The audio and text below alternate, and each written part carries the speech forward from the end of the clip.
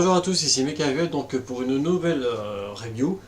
Nous allons donc, comme vous pouvez le voir, parler du Megazord interactif du film Power Rangers. Alors, à la date où j'enregistre cette vidéo, c'est pas compliqué, le film est déjà disponible. Donc, ma foi, si j'avance des spoils, si vous n'avez pas vu le film encore, si vous ne l'avez pas acheté en DVD ou en version Blu-ray, ou sur les plateformes de téléchargement légal, ma foi, je vous conseille pas de regarder cette vidéo. Je peux lâcher les spoils sans le vouloir. Parce que j'estime pouvoir le faire maintenant qu'il est sorti. Alors, le Megazord interactif. Alors, vous savez donc qu'il y a deux versions du Megazord. Donc, la version interactive que je vais vous présenter aujourd'hui et la version Battlezord. Mais voilà, cette version-là, c'est le Megazord tel qu'il est dans le film. Ça veut dire que, comme vous pouvez le voir, avec les jambes fines, tandis que la version Battlezord, donc les Zords peuvent se transformer en Megazord, parce que celui-là il n'est pas donc divisionnable, il reste comme ça, tel quel. Mais le problème c'est que justement transformer les Zords par Zord, forcément, il ne correspond pas du tout, enfin quelques parties quand même, mais il ne correspond pas à ce qu'on voit dans le film Power Rangers. Voilà tout. Alors, Megazord interactif, 43 cm d'eau, ce qui est quand même déjà pas mal, qui inclut son et lumière, mais pas que. Nous allons d'ailleurs commencer par ça. Alors, au niveau des articulations, donc le problème c'est que vous n'avez que les bras qui bougent. Voilà, donc vous pouvez plier le bras, pas de souci, en faire de même de l'autre côté. Alors par contre, tout comme une figurine normale, voilà, vous ne pouvez pas déplier les mains. Elles sont moulées en un seul bloc. Les petites interactions. Donc vous avez le double blaster ici. Donc en appuyant, voilà. Ainsi. Et la lame de ce côté. Voilà, cette lame qui représente en fait l'arme du Ranger Rouge, de Zordon et Jason. Malgré que Zordon, on ne voit pas combattre avec au début parce qu'il s'est reçu une grosse raclée et ses coéquipiers sont morts. Mais voilà. On voit bien que cette épée correspond au Ranger Rouge. D'ailleurs, pour petite précision, si on n'a pas eu d'autres armes pour les autres Rangers, c'est tout simplement parce que ça avait dû un problème avec le budget. C'est parce qu'il y avait bien des armes de prévues pour les autres Rangers, mais manque de budget, ça n'a pas été fait. Un peu dommage, hein. Je suis bien d'accord avec vous. Autre interaction, l'arrière, donc ce qui représente la partie du ptérodactyle. Donc, comme vous voyez, donc c'est replié, hein, un petit peu la manière du Cosegret Megazord. Donc voilà, on peut replier les ailes à l'arrière, plutôt pas cool, plutôt cool. Et bien évidemment, grâce à cette petite manette ici, là, que vous actionnez, et en bloquant, voilà, les ailes sont complètement déployées. Ici.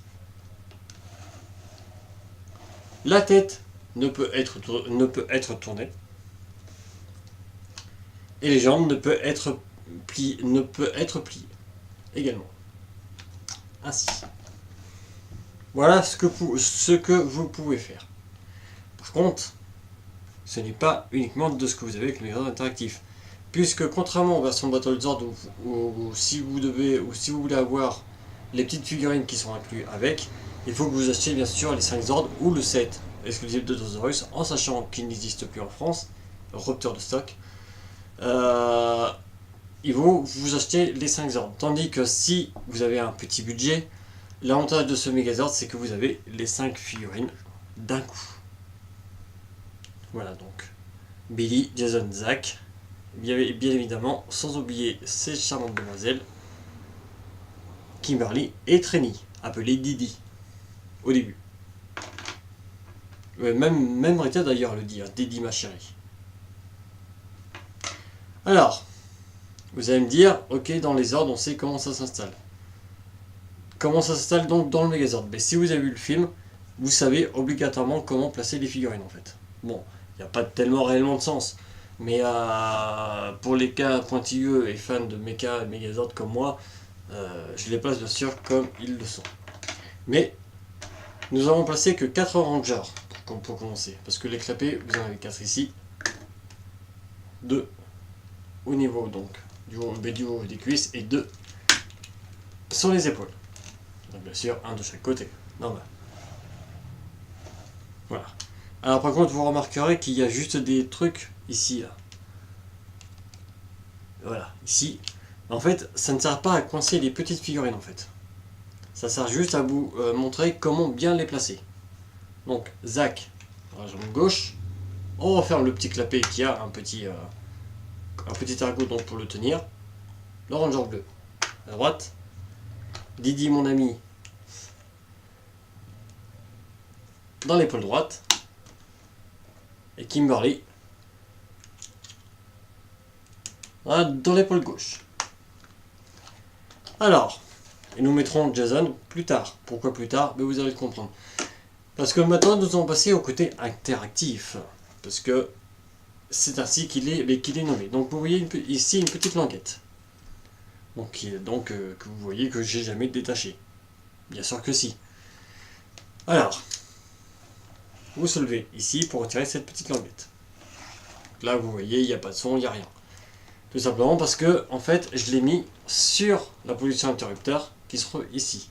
Qui a 3 positions. Donc la position donc test, donc ça veut dire que vous pouvez retirer la languette en magasin. Et donc si l'interrupteur est positionné dans cette position, normalement oui. Bon, ça arrive que des fois c'est pas le cas. Moi ça m'est arrivé une fois, je pensais que l'épée était morte, en fin de compte comme l'objet était en promotion, j'ai quand même pris, mais en fin de compte non, c'est qu'il était juste en position off. Ça arrive, c'est rare mais ça arrive. Donc là ici la position test, et ici la position marche totale. Donc ça veut dire que vous pouvez le faire fonctionner tel que le jouet le propose. Donc nous allons d'abord passer par le mode test. On voit qu'est-ce que ça donne. Voilà. Avec un petit... Voilà. Alors comme vous avez pu le voir, donc vous avez 2 sources de lumière. 1 et 2. Mais vous avez en fait une troisième. La troisième, elle se trouve ni plus ni moins que sous les pieds ici. Voilà, ainsi. Alors, pour activer les sons, on fait comment? Il suffit simplement d'appuyer en fait ce qui représente normalement le véritable cockpit du Ranger rouge. Parce que forcément, vous imaginez bien que la figurine ne va pas bouger là.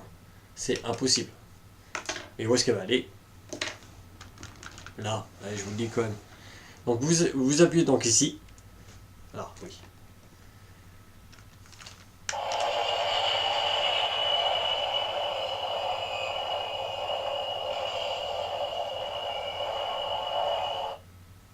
Voilà, donc ça c'est le bruit en fait de la transformation quand les Rangers se transforment.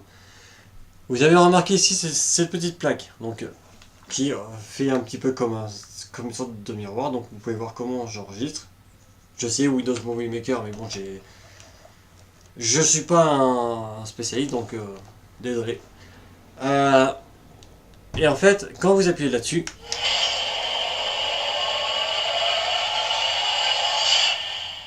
voilà, donc vous voyez que cette petite plaque qui fait effet miroir est en fait sans teint. Ça veut dire que quand vous appuyez donc de la lumière intense, vous allez voir donc des petites diodes. Alors que si on regarde comme ça, même vraiment de près, mais on ne voit rien.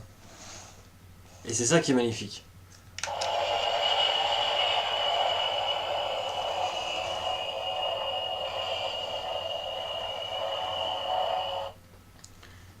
Voilà. Et c'est tout ce que vous avez en son mode test. Donc c'est ce que vous pouvez essayer en magasin. Donc maintenant, nous allons passer en mode normal. Donc là, bien sûr. Essayons donc de nouveau les sons.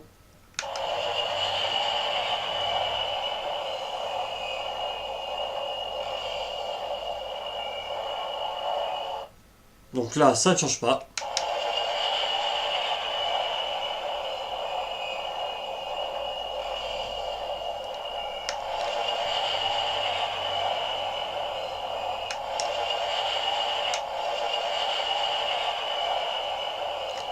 Il n'y a pas de son supplémentaire quand on reste appuyé dessus. Par contre, vous avez un petit son en plus.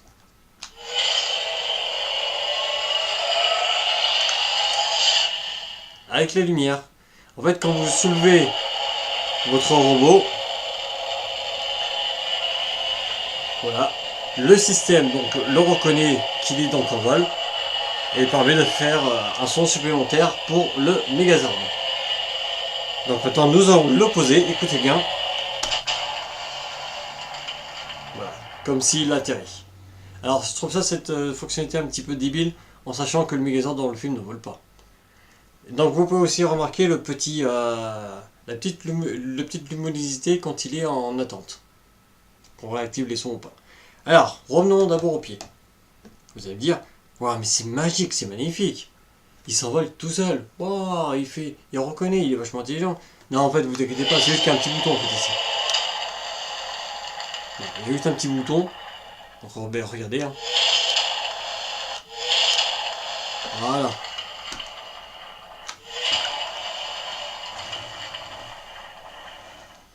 Et donc maintenant, nous allons passer au son supplémentaire. Oui, parce que c'est bien pour ça que j'ai essayé Jason à la fin. Le meilleur pour la fin quand même. Donc, vous ouvrez ce petit clapet.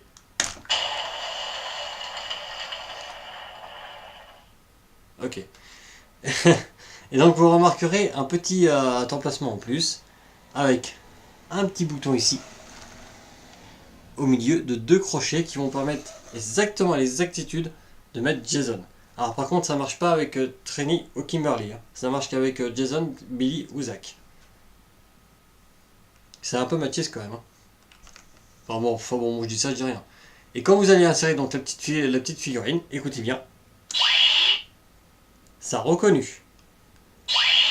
Donc ça c'est le signe que la figurine est bel et bien en place. Vous savez pour être sûr. Hein. Et on referme. Et maintenant qu'est-ce que ça fait comme son supplémentaire?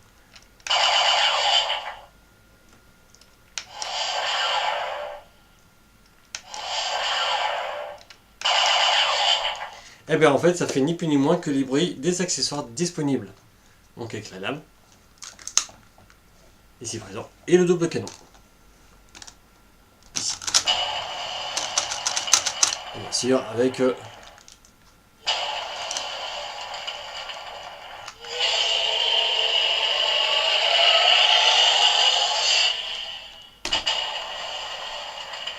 voilà. Donc, on va éteindre ça parce que sinon ça va encore faire du bruit comme pas permis. Alors,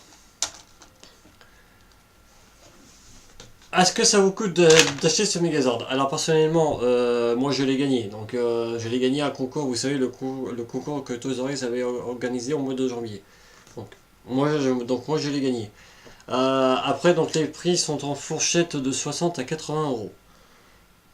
Très honnêtement, avec toutes les fonctionnalités qu'il a, en plus il inclut les 5 petites figurines, ça offre des sons supplémentaires qui correspondent aux armements spéciaux avec le petit son donc pour les propulseurs. Très honnêtement, pour 70 euros, c'est un très très bon Megazord, un très bon prix. Voilà, et en plus vous avez, comme je vous l'ai dit, le Megazord tel qu'il est dans le film. Et c'est quand même pas rien. Après, bien sûr, on reviendra sur les Balthazard quand je les ferai, bien évidemment. Mais sinon, ouais, non, mais moi je vous le conseille, il est très très très beau. Beaucoup avaient peur au départ quand on a vu les premières images donc, du Megazord du film. Moi très honnêtement, j'avais qu'une chose, en tête, c'était de pouvoir me l'acheter tout de suite. Ça me donnait encore plus d'impatience de voir le film. Parce que voilà, on n'est pas sur du recyclage, on est sur du renouveau. Et pour ceux qui ont donc les bonus en version Blu-ray du film Power Rangers, on a vu qu'ils ont vraiment travaillé dessus pour moderniser ce Megazord et lui donner un côté plus eltarien, donc un côté plus extraterrestre. Et très honnêtement, moi je n'adore pas rester enfermé dans le passé, style Mighty Morphin. J'aime bien que chaque année je sois surpris par des nouveautés. Et très honnêtement, ce Megazord me plaît énormément. Après, bien évidemment, chacun est libre de penser ce qu'il veut. Mais très honnêtement, pour 70 € ça vaut largement le coup. Vous avez des sons lumière, vous avez un Megazord grand de 43 cm, vous avez 5 figurines que vous pouvez tous loger à l'intérieur, dont une qui active des sons supplémentaires. C'est pas rien. C'est un très bon investissement. Voilà, donc ça sera tout pour cette vidéo là. J'espère que vous aura plu et je pense que justement, à la suite de celui-là, nous aurons les Battlezord du film Power Rangers. Voilà. Donc ma foi, je vous salue et je vous dis à plus.